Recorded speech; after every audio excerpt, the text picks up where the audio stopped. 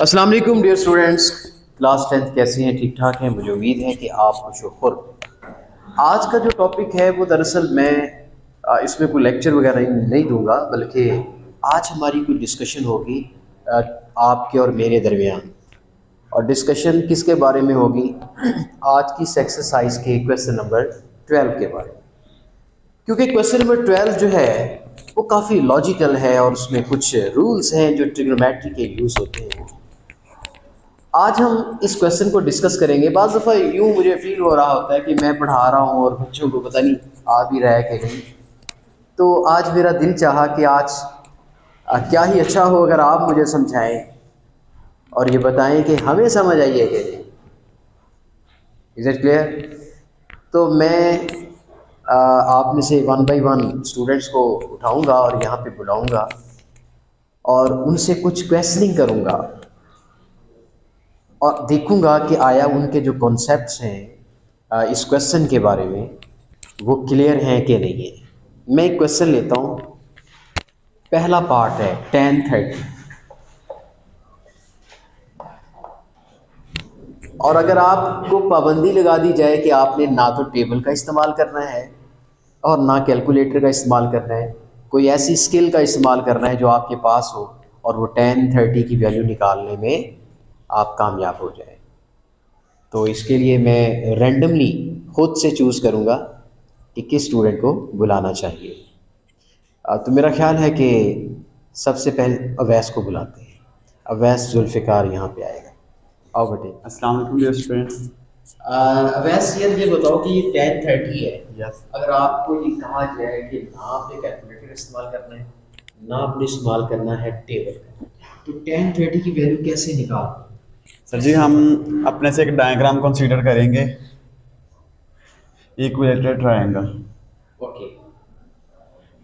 इसको दरमियान से यानी आप करेंगे। ये एक सेकंड डियर स्टूडेंट्स, एक्चुअली ये वहां पर चला गया है जो बिल्कुल बेस है कि tan30 की वैल्यू ये कहाँ से निकालेगा। जो उसका जो ओरिजिन है, जो उसका बेस है, वो वहां चला गया। बहुत अच्छी बात है, अच्छा स्टेप है। क्या एक इक्विलेटरल ट्रायंगल इसने जिसका दिया? ये भी एंगल 60 है, ये भी 60 है और ये भी 60 है। जब ये दोनों तक डिवाइड हो जाएंगे ये 30-30 बन जाएंगे। यस, इसका कहने का मतलब ये है कि ये जो पूरी ट्रायंगल है, ये इक्विलेटरल ट्रायंगल है, इसके तीनों एंगल 60-60 के हैं। ये इसने राइट बाइसेक्टर ड्रॉ कर दिया, ये 30-30 पे आएगा। बिल्कुल सही है। अच्छा ठीक है। तो यही एंगल हम यहाँ नीचे ड्रॉप कर लेंगे। ये इधर से इसने आधी ट्रायंगल को रेज कर दिया है।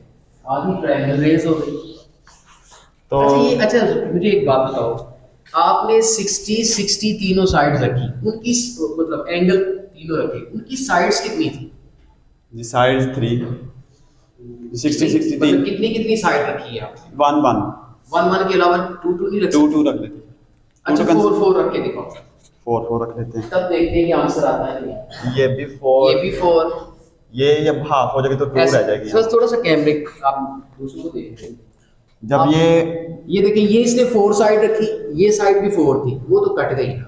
अब ये जो आधी हो गई है ये अब टू है। तो ये अब अब इसको निकालना क्या अंडा है? हो। आल्टीट्यूड निकालना है। पहले ये आल्टीट्यूड निकालें। हाँ जी। तो एक वैल्यू हमें फाइंड करनी है, वो पाइथागोरस थ्योरम के थ्रू हम फाइंड करेंगे। जी, पाइथागोरस थ्योरम। तो हमें एंगल 30 दिया हुआ है, ये इसका ऑपोजिट जो है ये हम y कहेंगे इसको। यस। ये हाइपोटेन्यूज इसको r से हम रिप्रेजेंट करते हैं। आज और ये जो रह गया x की वैल्यू, इसको हम फाइंड करेंगे।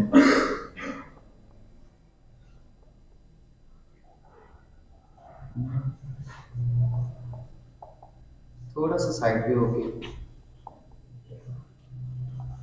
इस तरफ आ जाओ। तो ये देखो, इसने पाइथागोरस थ्योरम का इस्तेमाल इसलिए किया कि सर दो साइड्स गिवन है, थर्ड साइड नहीं, इसलिए पाइथागोरस थ्योरम का इस्तेमाल किया। और पाइथागोरस क्या करता है, ये दो साइड्स गिवन हो तो तीसरी निकाल। तो देखिए,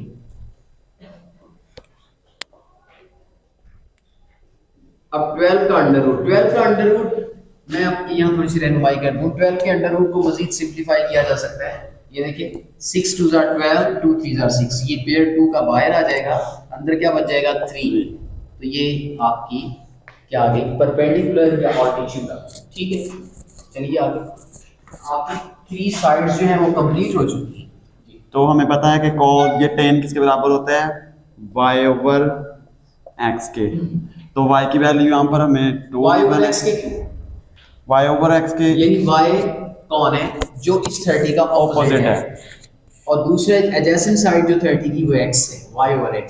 ठीक है, तो यहाँ y पर की वैल्यू कितनी? y की वैल्यू 2 y की वैल्यू 2 और और x जो x की वैल्यू 2 अंडर रूट 2 बाई और अंडर 2 into 3 है, एग्जैक्टली 2 2 से कट गया है ना, काट दो ना 2 2 से, तो क्या आ गया? ये ऊपर जब 2 2 से कटा तो बटे के ऊपर क्या आ गया? 1 तो ये क्या बनते हैं? 1 ओवर। तो डियर स्टूडेंट्स, कल जो मैंने लेक्चर आपको दिया था उसमें मैंने साइड्स कितनी रखी थी? 2 2 की, और यहाँ 1 आ गया, लेकिन उससे कोई फर्क नहीं पड़ा। आंसर देखें वही है, ऐसी है ना। तो वैस के लिए वेल डन, आपने अच्छी परफॉर्मेंस दी है। तो इसके बाद जो है हम बुलाते हैं हसन नासिर, हसन फ्याज। 330 डिग्री, ये स्टूडेंट्स tan 330 डिग्री है। और आपसे मेरा ये सवाल है, ये फरमाइए कि आपने कैलकुलेटर का इस्तेमाल नहीं करना, टेबल का इस्तेमाल नहीं करना, आप tan 330 डिग्री को कैलकुलेट करके दिखाओ। जी पहले हम एक ये डायग्राम बनाए। पहले तो इसका कहने का मतलब है कि 330 लार्ज अमाउंट है एंगल की, इसको मैं छोटा करूं और एक रेफरेंस एंगल इसका बना, ऐसी है ना? ऐसे। चलिए, और ये कौन सी रोटेशन है? एंटी क्लॉकवाइज, जो कि एंगल पॉजिटिव है। जी बिल्कुल, 330 तक लेके जाना है इसे। अगर हम यहाँ तक 360 आ जाएगा, हमने इसके हाफ में रहना है, हाफ पे नहीं रहना, 30 डिग्री पीछे रहना है। 30 डिग्री पीछे रहना है। इसका कहने का मतलब ये था कि पूरा मैंने राउंड इसलिए नहीं लिया, वो तो 360 हो जाएगा, लेकिन ये तो 60 से 30 कम है, तो मैंने 30 डिग्री पीछे रहना है। अब इसका रेफरेंस पॉइंट 30 है। Well done, well done. 30 degree का रेफरेंस पॉइंट, रेफरेंस एंगल। अब आपने इसने देखे, इसने रेफरेंस एंगल को पकड़ लिया, बाकी 330 फिनिश। अच्छा, अब क्या करना है बेटे? एक और बात ध्यान रखिए, आपने देखना है कि आपका एंगल किस क्वाड्रेंट में जा रहा है। आपने तो साइन की सिलेक्शन भी करनी। कौन सा क्वाड्रेंट है? सिस, टेन, कमिश्नर। वेल डन, इसमें माइनस आएगा क्योंकि वहां पे केला सी। Well done. अच्छा, इक्वल का साइन भी डालेगा जी, क्योंकि इस -10 कहता है माइनस इसलिए आएगा कि यहाँ पर tan नेगेटिव होता है, साइन सॉरी cos पॉजिटिव होता है, तो इसने tan के साथ माइनस लगाया और रेफरेंस एंगल 30 पकड़ लिया। अब ये क्या करेगा? tan 30 की वैल्यू निकालेगा, उसके लिए ट्रायंगल लेगा, क्योंकि ना इसको कैलकुलेटर की जरूरत है ना इसको टेबल की जरूरत है।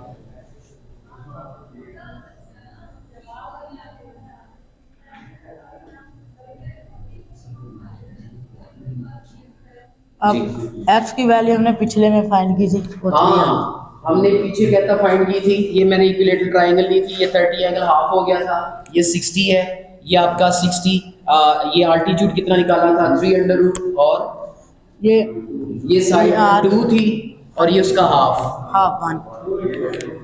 ये यहाँ पर बात काबिल गौर है डियर स्टूडेंट्स। अगर यहाँ 1 साइड ली है तो हमेशा बात याद रखें, अगर 30 एंगल है ना, 30 एंगल, उसकी जो ऑपोजिट साइड होती है उसका ट्वाइस उसका हाइपोटेन्यूज होता है हमेशा। अगर आपने 30 की ऑपोजिट साइड 2 ले ली है सपोज, तो फिर हाइपोटेन्यूज उसका डबल कितना होगा? 4 होगा। अच्छा, जब इधर 2 है इधर 4 होगा, तो फिर उसी लिहाज से इधर भी चेंज आएगी, आपका अल्टीट्यूड भी चेंज हो जाएगा। लेकिन मज़े की बात है कि tan 30 की वैल्यू पे फ़र्क नहीं पड़ना, जैसा कि अवैस ने यहाँ पर वैल्यूज़ चेंज कर दी थी, तो उसी हिसाब से अल्टीट्यूड भी चेंज हो गया था। लेकिन जब इसने ट्रिग्नोमेट्रिक रेशियो का आंसर निकाला तो ठीक निकला। जी, क्वेश्चन है कोई? ये 3 अंडर रूट कैसे आया भाई? आप समझा सकते हो इसे? जी आप ट्रायंगल बनाओ जहाँ से ये बना है। ये देखें, ये एक इक्विलेटरल ट्रायंगल को आधा किया था। एक्चुअली इस अवैस के पास हसन के पास एक इक्विलेटरल ट्रायंगल थी, उसका बेटे उसके एंगल बनाओ। ये भी 60 का था। हाँ, ये 60 का था, पर जब ये टूट गया ना 30 का। ये टूट गया, वेल डन। 60 ये टूट गया है, 30 हिस्से में बट गया। जी बिल्कुल, बनाओ बनाओ, शाबाश। सर जी साथ साथ बताना है। सर जी ये 30 का हो गया। ठीक है, सर जी ये भी 60 का लिया। ठीक है। सर जी अच्छा, ये भी 30 का हो गया, सर जी टूट गया ना दो हिस्सों में, क्योंकि ये एंगल बाई सेक्टर है। ये एंगल बाई सेक्टर भी है, ये राइट बाई सेक्टर भी है। इसने एंगल को भी दो हिस्सों में डिवाइड किया है, और राइट बाई सेक्टर इसलिए है कि इसने सामने वाली साइड को भी दो हिस्सों में डिवाइड किया। ये मैं इधर कितने कितने आप बता दो। कहता है मैं कितनी साइड हूँ आप बता दें, क्योंकि इसका कहने का मतलब है कि अगर मैं इधर 4 लेता हूँ तो मैं तीनों साइडें 4 लूंगा। अगर आप कहते हैं 2 तो मैं 2, आपकी मर्जी। चले आप इस तरह कर ले 2 ले, सर जी यहाँ पे 1 आएगा फिर, क्योंकि आधी आधी होगी। क्योंकि ये आधी हो गई। ठीक है, और सर जी एक्स नहीं है, ये टूट गई, क्योंकि हम ये टूटी फाइंड नहीं करना है, पड़ेगा। ये साबित रहती है, टूटी ये है। Well done, ठीक है। ये फाइंड करते हैं पाइथागोरस थ्योरम से। हाँ, अब ये रेस कर दो, ये एक रेस कर दो, ये हमारे किसी काम की नहीं। इस तरह से ये आपकी राइट एंगल ट्रायंगल आ गई। ठीक है, अब आपने क्या निकालना है, ये वाली साइड। इसके लिए पाइथागोरस का इस्तेमाल करेगा। बेटे आपने इनका नाम क्या रखा है, आप नाम रखो ना। आर कौन है, R Here is ये। R, वहां लिखो आर। तो दिस इज आर, ये Y, this is Y, X find करना है। This is x. R2 अभी है, ये एक्स वाई कोई टेंशन नहीं, जो मर्जी रहे। एक्स फाइंड करना है, ये ऐसे ही आ जाएगा। वाई की 1 है, 4 आ जाएगा ऐसे। अब थोड़ा सा कैमरे में थोड़ा सा यहाँ, हाँ। ये इसका जब लेंगे तो ये यही है। 1 का स्क्वायर लेंगे तो 1 ही है।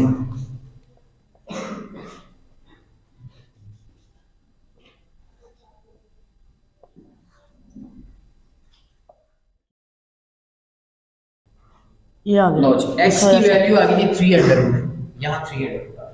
ठीक है, क्लैपिंग करें, वेल डन। अच्छा, अब आपने तीनों साइड्स निकाल ली, आपके पास अल्टीट्यूड भी ये आ गया, ये 2 आ गया, ये 1 आ गया। अच्छा, मैं आपको ये बता दूं कि हर बार ये यू प्रूव करना तो जरूरी नहीं, बस आप, हाँ ये है कि जब आप ट्रायंगल यहाँ पे लिखते हो तो आपको पता होना चाहिए कि ट्रायंगल कहाँ से मैंने बनाई थी। यानी फर्स्ट टाइम आप बना लें, अगर आपका दिल करता है कि आप फर्स्ट टाइम है कि मैं ये प्रूव कर ही लूँ तो आप कर सकते हो, कोई पाबंदी नहीं है। लेकिन क्वेश्चन में अगर आप सिर्फ ये ट्रायंगल बना के यहाँ से आप रेशियो कैलकुलेट कर लो तो भी वेल एंड गुड। चलो, tan होता है y ओवर x के इक्वल। बेटे आप इस तरह, हाँ tan होता है, आप नीचे भी लिख सकते हो क्योंकि आपके पास स्पेस नहीं है, आप नीचे आ जाओ। tan y ओवर x कहता है, ये जो सा माइनस था यहाँ पे लगा लिया हमने। बिल्कुल ठीक है, y tan होता है y over x, y over x। यहाँ पे नहीं 30 है। बेटे मेरी बात सुनो, बिल्कुल tan y ओवर x होता है, लेकिन y कौन है? This is the opposite to angle 30। अब 30 का ऑपोजिट एंगल y है, ये y है, ठीक है। altitude है। ये आपका एडजेसेंट साइड है, क्योंकि tan होता है ऑपोजिट ओवर एडजेसेंट। ये जी, y की वैल्यू पुट कर दी, x की वैल्यू पुट कर दी, और आंसर बिल्कुल सही निकाल दिया। इसकी क्लैपिंग, वेल एंड गुड। तो इसी तरह हम एक और क्वेश्चन जो है वो डिस्कस करेंगे। यहाँ से हम एक और 2 बच्चों को बुलाते हैं रैंडमली। किसको बुलाएं? मेरा ख्याल है कि हम जैन आरिफ को बुलाते हैं। कोई बात नहीं, कोई बात नहीं, आओ आओ।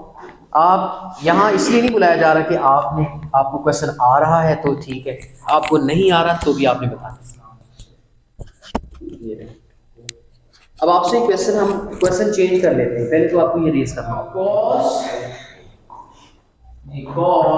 कौन सा की है सोल भाई की है फॉर्मूला। कोई बात नहीं, आ जाओ, क्योंकि बहुत सारे बेटे अब ये जरूरी नहीं कि यहाँ क्वेश्चन राइट है। कौन सा की सोल भाई है या भाई और एक्स की है? एक्स हो रहा, क्योंकि मेरे बहुत सारे स्टूडेंट्स ऐसे होंगे जो कल एब्सेंट थे, कल का लेक्चर अटेंड नहीं कर सके, लेकिन आज वो सीखे। cos माइनस 450 है, सबसे पहला स्टेप ये है। जी आप बताएं। से पहले हम ये यहाँ पर देखिए 450 कहकर ज़ैन आरिफ जरा मेरे सामने है। ये देखो, कोई बात नहीं, आपने इसको समझना है। यहाँ से लेके यहाँ तक ये रोटेशन कौन सी चल रही है? एंटी क्लॉकवाइज, ये एंटी क्लॉकवाइज को रोटेशन आपने लेनी, सॉरी क्यों नहीं लेनी? क्योंकि ये एंगल नेगेटिव है। हाँ, एक शर्त है वो मैं बताता हूँ। अगर आप इस माइनस को फिनिश कर देते हो, कॉस के माइनस को फिनिश कर देते हैं, तब ये 450 पॉजिटिव हो जाता है। उस तरीके से भी क्वेश्चन को चलाया जा सकता है, इस तरीके से भी हो जाएगा, कोई इशू नहीं। चलिए मैं इसके माइंड में ये कॉन्सेप्ट है तो ये ले चलते हैं। देखें अब ये है 450, तो क्या डाउनवर्ड आएगा, ये एंगल जा रहा है। यहां तक बेटे कितना हो गया? 180, और ये क्लॉकवाइज रोटेशन है ना, ये क्लॉकवाइज। यहां तक कितना हो गया? 360। तो डियर स्टूडेंट्स 450 में से 360 को आउट कर दें, बाकी कितना बचता है जी? 150, 90 90 बचता है।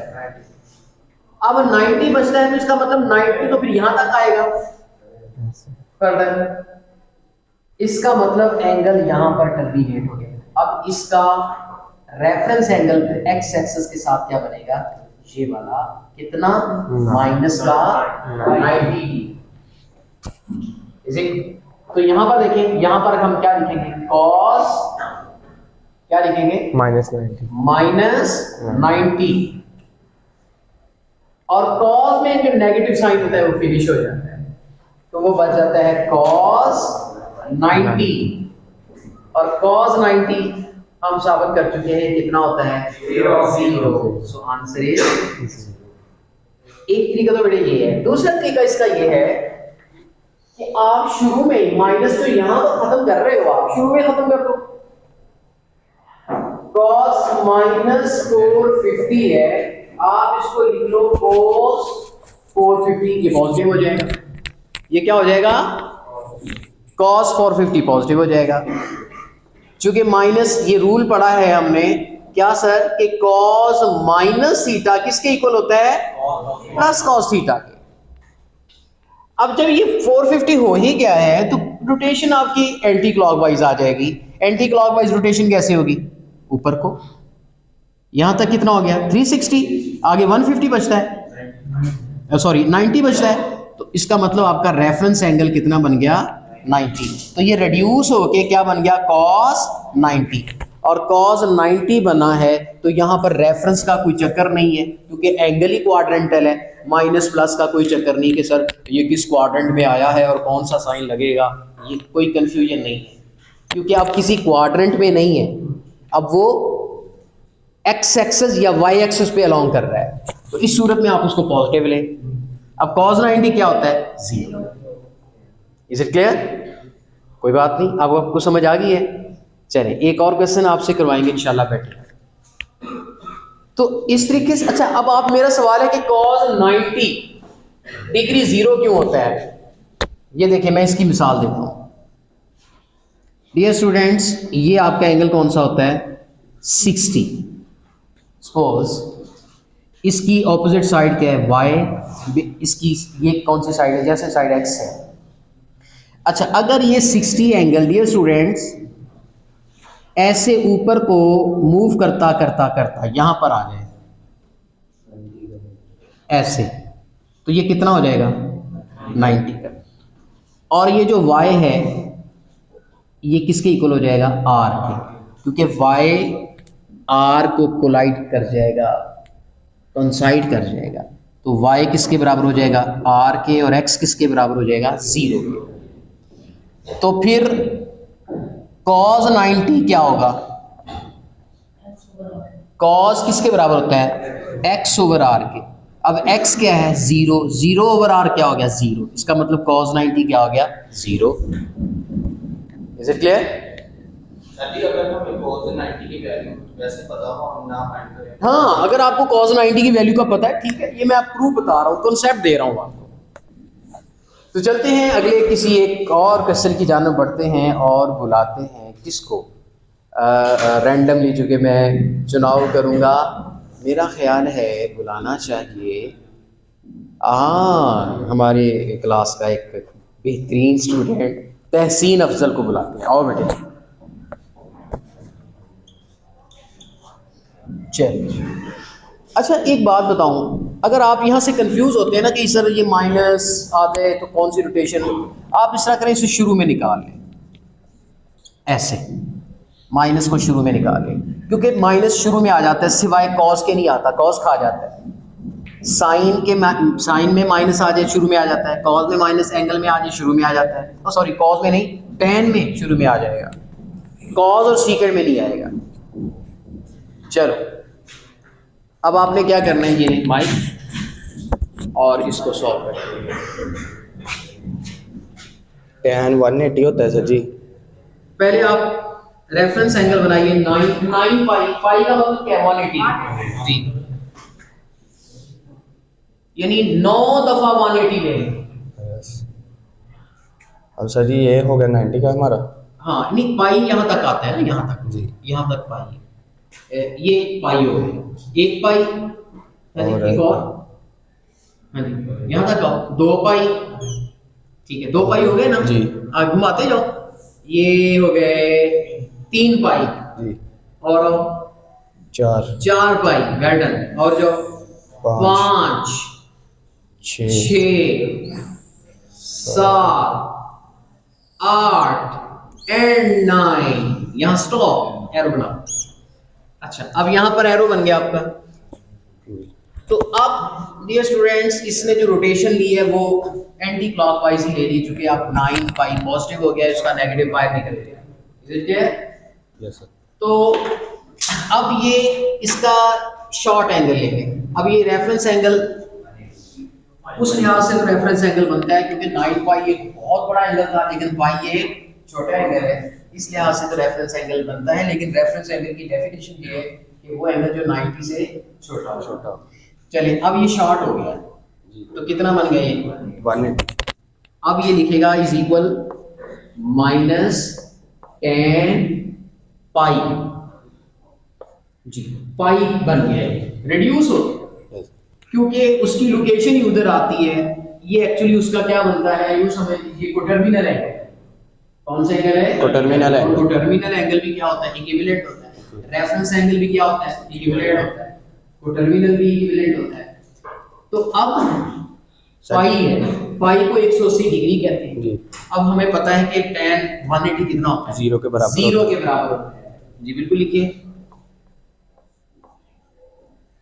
tan 180 डिग्री, उसको डिग्री में लिख लिया पाई को, ये 0 के बराबर। और ये जो माइनस है ये साथ चलता रहेगा, लेकिन 0 के साथ माइनस नहीं करेगा, वो 0 हो गया। Very good. तो अच्छा, मुश्तबा अरशद यहाँ पर आए हैं और क्वेश्चन सॉल्व करेंगे। आपके क्वेश्चन देते हैं sin 7 पाई ओवर 6, मतलब 10 पार्ट, ठीक। अच्छा ये स्टूडेंट्स मुझे बताइए कि कैसे इस तरह डिस्कशन से आपको समझ आ रहे हैं? अब आप लोग sin 7 पाई ओवर 6, चले मैं आपको लिख देता हूँ, क्या है, कॉस है, चाहे कॉस लिख दिया तो क्या है 7 पाई ओवर 6। साइन और कॉस से कोई कंसर्न नहीं। सर सबसे पहले हम इसको डिग्री में कन्वर्ट करेंगे। सबसे पहले डिग्री में कन्वर्ट करेंगे ताकि हमें पता चल सके कि एंगल कौन सा है, क्योंकि रेडियन में हम थोड़ा सा कंफ्यूज रहते हैं। तो पाई की जगह क्या आएगा 180 डिग्री, 186 से कैंसिल होकर 30 हो जाएगा। जी बिल्कुल। और cos 21 डिग्री आ 30 को 7 से मल्टीप्लाई करके लॉजिक 210 इक्वल का साइन यहाँ नहीं आएगा, शुरू में आएगा, यहाँ नहीं आएगा। कॉस और एंगल के बीच में कोई साइन नहीं आता, एंगल इस कॉस से रिलेटेड होता है। अब 210 डिग्री आगे पे इसका रेफरेंस पॉइंट है। 210 डिग्री चूंकि हमारे पास तो भैया हमारे पास तो इतनी बड़ी वैल्यूज नहीं है, या तो साइन 30 निकाल सकते हैं, या cos 60 निकाल सकते हैं, या 90 निकाल सकते हैं, या 180 निकाल सकते हैं, या 0 निकाल सकते हैं, या 45 का एंगल निकाल सकते हैं। लेकिन ये है 210 का एंगल, तो क्या करेंगे, इसको रिड्यूस करेंगे। रिड्यूस कैसे करेंगे, या तो इसका रेफरेंस एंगल निकालेंगे या तो इसका कोटर्मिनल एंगल निकालेंगे। चलो यहाँ पे 90 हो गया, 210 यहाँ 180 हो गया, 180 और हमने 270 यहाँ से तक पीछे 270 हो जाता है, लेकिन आपका एंगल 210 है, यानी 70 से 60 डिग्री पीछे। यस ये 210 का एंगल आ गया। 210 का एंगल बन गया। अब आपका रेफरेंस एंगल जो है वो, अच्छा भैया ये बताओ कि रेफरेंस एंगल आपका वाई एक्सिस से बनेगा या एक्स एक्सिस से बनेगा? X axis. वेल डन, क्योंकि रेफरेंस एंगल हमेशा किससे बनेगा? एक्स एक्सिस से। तो बताओ एक्स एक्सिस से ये आपका एंगल कितना बनता है? 30 का।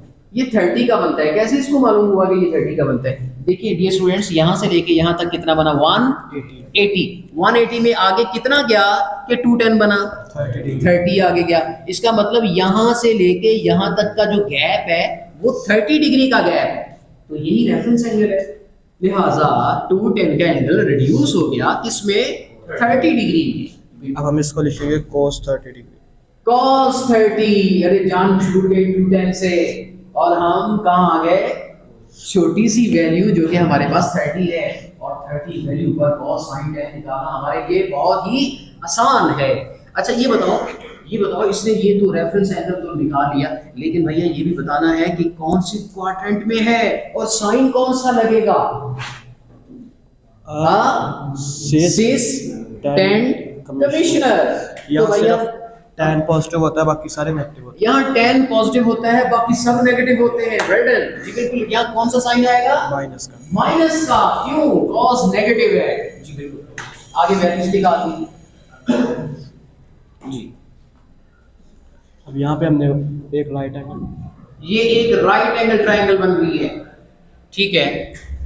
यहाँ पे 30, यहाँ पे 30, चूंकि वो पहले हमने ट्रायंगल बनाई थी, एक इक्विलेटरल ट्रायंगल बनाई थी, उसको आधा किया था, ये एंगल 30 में टूट गया था, ये 60 रहा था, ये साइड पूरी रह गई थी, ये आधी हुई थी जी। ये कितनी पूरी थी? यहाँ पे 2। Well done. इधर 1, इधर 3 का अंडर निकाला था जी। अब cos क्या होता है? इधर आ जाओ, आपने ऐसे खड़े होता जी। cos क्या होता है? cos x over r। x over r, बिल्कुल। cos होता है एडजेसेंट ओवर हाइपोटेन्यूज। ये x है, ये x है, क्योंकि 30 का opposite angle y, opposite side y और उसकी एडजेसेंट साइड x, और ये r। ये r। x हमारे पास 3 3 का है अंडर रूट और r हमारे पास 2 है। 2। और cos होता है x ओवर r। नहीं बेटे, फिर cos नहीं लगाना, टोटल वो x ओवर r होता है। माइनस यहाँ पे लगता माइनस लगेगा, यानी ये माइनस x ओवर r होता है जी। वैल्यू पुट करो x की। 3 under root divided by r कितना? 2 आ गया। माइनस का 3 अंडर रूट ओवर 2 बिल्कुल सही आंसर है। वेल एंड गुड, आपने बहुत अच्छा परफॉर्म किया है। क्लैपिंग करें मुस्तफा के लिए। ओके जी, thank you very much. Students यहाँ पर डियर व्यूअर्स आए हैं और उन्होंने अपनी जो परफॉर्मेंस बहुत अच्छी दी है, और इससे जो बाकिया जो हमारे स्टूडेंट्स हैं जो थोड़ा सा कल लेक्चर ये अटेंड नहीं कर सके, इस डिस्कशन में उनको काफ़ी फ़ायदा हुआ है। आई होप सो कि आपको भी फ़ायदा ज़रूर मिलेगा। तो कल तक के लिए हमें आपसे चाहिए इजाज़त। अल्लाह हाफ़िज़।